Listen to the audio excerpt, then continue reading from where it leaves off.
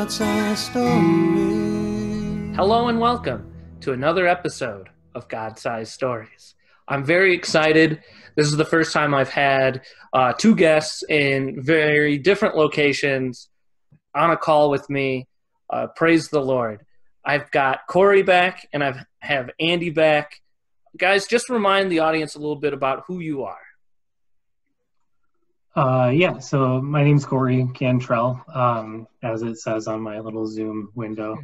I was on an episode with my wife, Sarah, where we talked about our marriage. And so just to recap, I'm more pertaining to this episode, I guess. I am like a art hobbyist, so I do a lot of drawing, digital art, painting, sketching, things like that, and writing.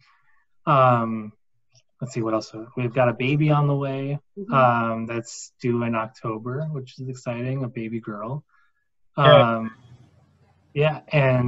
my wife works as the director of children's ministry at our church, and I work in marketing at my job, which is not as exciting.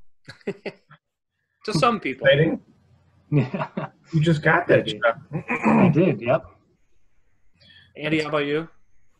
I'm Andy Hungisto, and I am currently a hermit who lives in a basement and is hiding from the outside world. But I'm a freelance artist, and that's about it, I guess. All right. Well, I've known you guys obviously for a while now. Andy, I've known you for, 10 years, maybe together. Corey, I've known you for probably 5-6 years now, maybe. And you guys kind of both were talking about the same thing in your description that I know and I've seen myself. Art is a very important part of your lives, so much to the point that like you recognize it's part of your spiritual life as well. And this year, last year, you guys have been kind of working together on a project, on a class at your church. Corey, what was it called? It's called Art and Creativity in a Christian World. So we tried to be as direct, also creative with it as we can. So.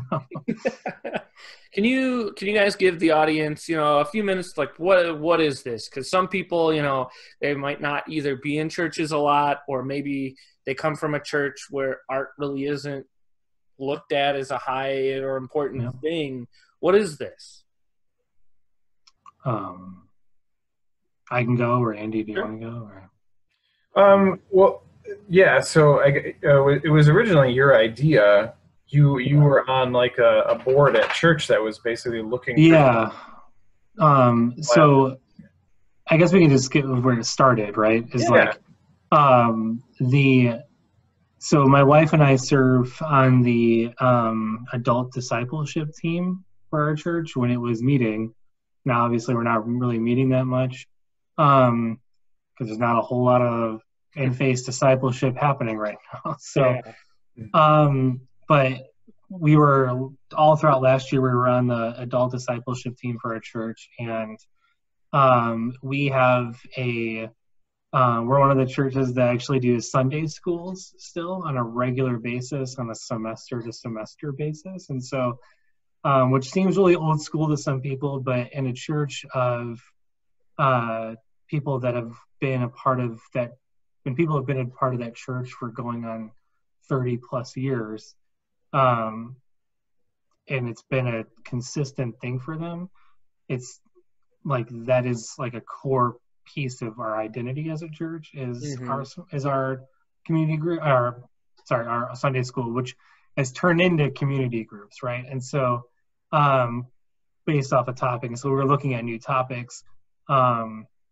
I know that my wife and I had talked about, so my wife led a college ministry thing with InterVarsity at Northern Illinois University for a little while, and one thing she did was art ministry. And so she was like, oh, maybe do this. And then this conversation came up, and I was like, you know what, I'm going to ask Andy to see if he would be interested in doing it with me, so I didn't have to teach it alone. And yeah, and so that's where I came to Andy with it, and yeah, that's kind of where it got started. Yeah, it was. I was really happy when you asked me. I thought that sounded like a really cool outlet and something that, as any Christian, you want to be a part of the body, and it can be frustrating as an artist sometimes because that part of the body is sometimes overlooked. Maybe it's on accident, maybe it's sometimes a little on purpose, but it sometimes can get downplayed pretty hard in a church. So when there was an opportunity, especially to do with you, Corey, I thought that sounded great. So, and then, yeah, I really loved the amount of community and everything that just sprung from it. Yeah, and it was interesting because like you said, right? Like, there are a lot of artists in our church that people just didn't know about, right? And like, or maybe there were people that didn't have like a voice to express that, because a lot of times in churches, art is left specifically to music, right? And so if you're not a musician, they're like, I don't really know, like, oh, you do this painting thing? Is that it? Like, and you're like, I guess you can paint the walls for us on a Saturday if you want. We need to, or we have the biggest one is there's a mural that we want to do. You interested? Oh my gosh. And you're just like, every time. Yeah. No, I'm not a muralist. That's a very specific niche of artists that do that, and so in that instance, you're just like, well, for some people, they're like, I'm not a musician. I don't want to paint your walls. I don't want to do interior design, and so then it's like, okay, well, what else is there? And rightfully so, it's like, well, I don't know, how could you possibly have someone that does, like, Andy and I both, Andy more so than myself, do like illustrations and comic stuff and stuff like that online, and like, how could you use that in the church? You know what I mean? Like, I don't know how you would use that. So that's where the idea kind of came from, the passion, I guess, from both of us. Was just like, you want to find a place for these people to be able to express this. So yeah, it's a good point. It's like art becomes like a niche of a niche really fast. And it's like, on the face of it, everyone's just like, well, that doesn't fit in church. And yeah, I mean, it's not, marble sculpture is never going to be a part of someone's sermon, but like, it's still like, creativity has a place in the body of Christ. So it is, as funny as it is that you guys came up with the idea to do that class, that now that we did it, I feel like it should be a no-brainer for every church, because people just came out of the woodwork and were like, oh gosh, finally, thank you.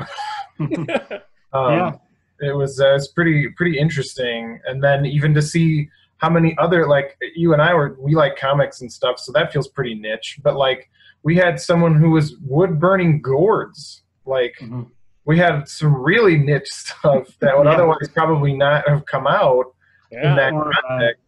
Creative scrapbooking was another one. Yeah.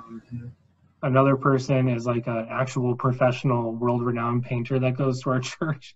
A famous painter that sells paintings in New York City. Yeah. Yeah.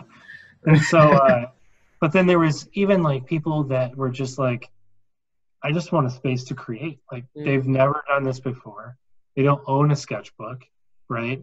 And that was part of our class where we're like, okay, we're going to provide you with like the basic stuff, right? So we provide them with sketchbooks, drawing pencils and erasers, and then drawing prompts each time and stuff. And so, and even if you didn't do specific things, like, at least you could come in and just have a dedicated hour and a half or hour and 15 minutes to just sketch, and be around other people that are, potentially better than you. But let's pause that for a second. Explain that a little bit more, compound a little bit more. Like, what did the class look like?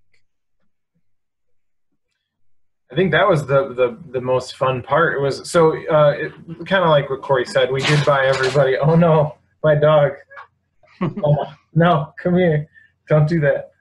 Sorry, everybody. My the class it did like your basics in nowadays anywhere. A paper and pencil is going to be your easiest way to make marks and do art and do something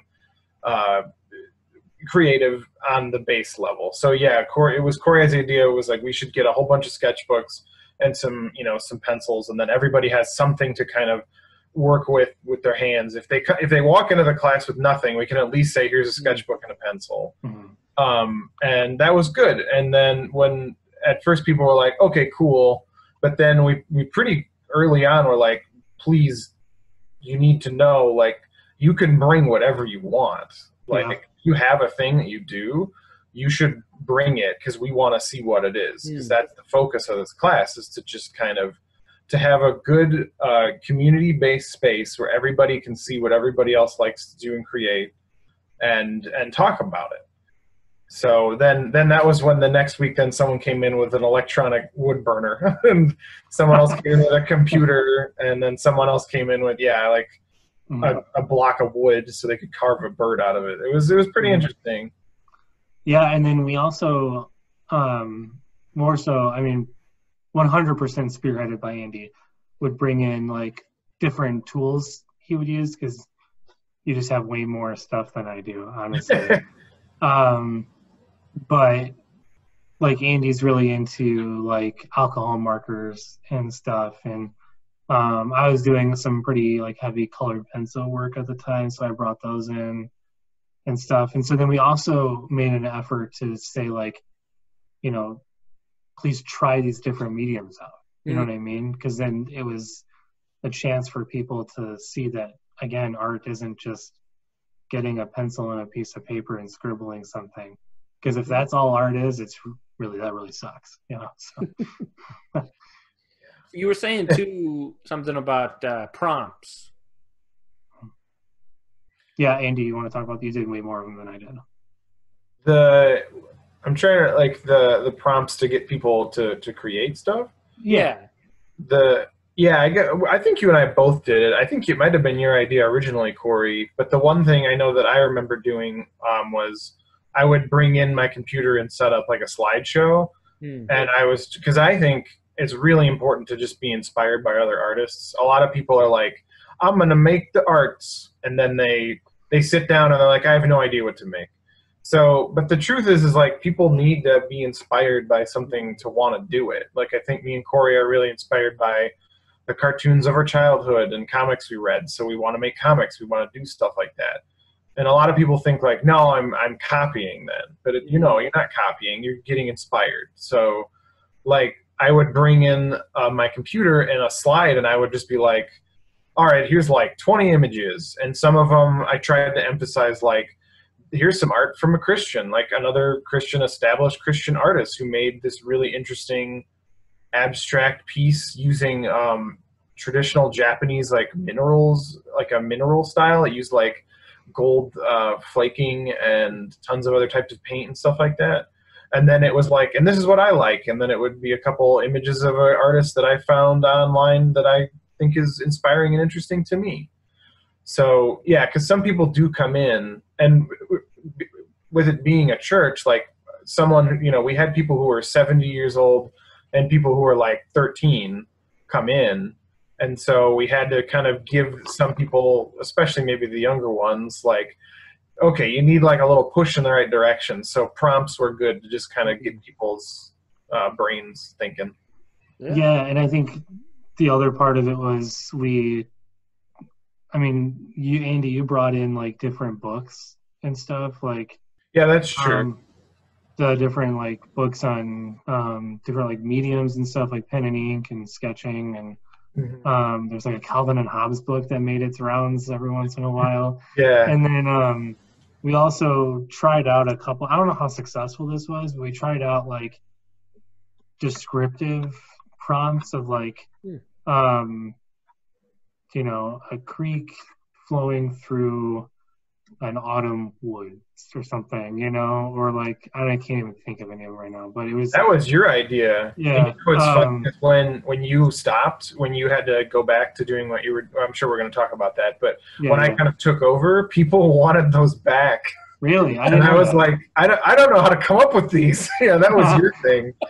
So yeah. Yeah, okay, well apparently they were received well. But yeah, so we did those to try and get their like imagination sparked and all of that. So but yeah, so I mean that's what it looked like. And then each class I mean I don't know if you want to get into this right now or not, but each class was designed specifically around the community aspect of it, right? So it wasn't, yes, there were these drawing prompts, and yes, there was education on tools and things like that, but it was very minimal teaching. In fact, we tried to force teaching in the beginning, and it felt forced, and because we just realized, okay, people just want to sit and have community and like create together. You know, and I think that was the value of the class, and that's why people liked it so much. It wasn't because someone was teaching at them. It was because it's just a class for you to meet people at church that has similar likes that you have. Yeah. So what impact then did you guys see from that? Either, you know, from the body or then as well yourself? Yeah, I mean, from what I saw, like Andy kind of alluded to it, I also served on the worship team in our church, and we serve quarter to quarter basis. So it was like my set of 3 months to be back on for that, and so in the middle of our thing, it was okay. This is actually interesting. So we had originally started it, and it was only going to be like 5 weeks, right? 5 or 6 weeks, Andy? Oh, I forgot about this. Yeah. Yeah. And so it was only going to be like 6 weeks, right? Because that's, you know, we have like half semester ones and then full semester classes, right? Yeah. And so, but the reception was so huge from it because of like just providing a space for people to have community or with other creative types. Yeah. That they wanted it to go on longer than it was even set for. And so we had to extend it. We didn't have to. We all voted to extend it. And so then that's where Andy started spearheading it on his own, because I had to go into being on the worship team and stuff. But from that stint of time, that like 5 or 6 week stint of time that I was a part of it, I saw the church, I mean, it's still like, even though, so right now we're having outdoor services, right? And so it's kind of, you know, there's this like minimal fear of like talking to people right now, right? You know, but even amongst that, there are some people that will talk to me about stuff they're drawing and working on still. And so, which I think is really cool. Like if that's what sticks with it, is like, I can now be confident with conversation with somebody, right? If what we did was provide an icebreaker for you to meet other people in our church, then that's great. You know? So that was the biggest takeaway from me, is that like people liked it so much that they ingrained it to their church life. You know, I don't know what they do outside of church, but at church, that's part of who they are now. And so then for me, it was literally what got me back into creating things on a regular basis. Because I had been so, I remember I started drawing, I was like, I don't remember if I told you about this or I told my wife, Andy, but I had started drawing, like, started posting on Instagram, like, consecutively with, like, coinciding with that thing, and then it kind of blew up into me posting, like, for, like, I post all my artwork as often as I can now, and so... Making a whole comic on Instagram. Yep. So, so yeah, that's what, it was literally the on-ramp for me to have more consistent creativity for like visual media. I always write and stuff, but for like drawings and all of that. Mm-hmm. That's yeah. So that was like the biggest impact for me. It makes sense to me. Sorry, I just know it's mango, but but I just that I think so. We were saying before, like we were giving people prompts to like inspire them, but what happened for you is it also encouraged you, which is maybe even more important than being inspired, especially in a church setting. But yeah, I think the whole class, to me, I think it was you and I were just the two that came along and we're like, hey, there's like that corked up bottle over there. Let's just take the cork off. And it was like, whoa, people really wanted this. Like, the more we tried to insert, this is how I felt, the more we tried to inject, like, I used to be like an art teacher for kids for about 7 years for like a community thing. And I really enjoyed doing it. So when you asked me to do it, I was like, oh, cool. I get to brush all that stuff back out, and I'm going to talk to everybody about my art expertise. But then it really became completely not about that. The more I did it, the more they were like, yeah, that's cool. But we want to just be in a room together and talk. And I was like, oh, okay, that's awesome. And that was like when you called us to do this podcast, instead of me being like, I get to talk about art, I was like, oh, I get to talk about how great that community was. Yeah. Because it really encouraged me. Like, I was going through, you guys know that time period about a year ago was a rough time for me in my life. And it was really helpful to just feel like I was invited into this community in our church. And it really helped me get to know a lot of people. So yeah, I'm very thankful for it in that respect. Yeah. So what? Yeah, I mean, sorry, go ahead. What's the future then look like for this? Because like obviously COVID came in and stopped in-person meetings, and now I know you as well said you're starting to do outdoor stuff, and the church might be starting to look at doing a little bit more here in the near future. But looking in the future, what are you guys thinking about this? Yeah, I mean, right before we started this, Andy and I were kind of just spitballing some ideas with it. And but yeah, I mean, I think overall, I think the future with something like this is that as soon as church opens back up again, I think there will be a want and a desire for something like this.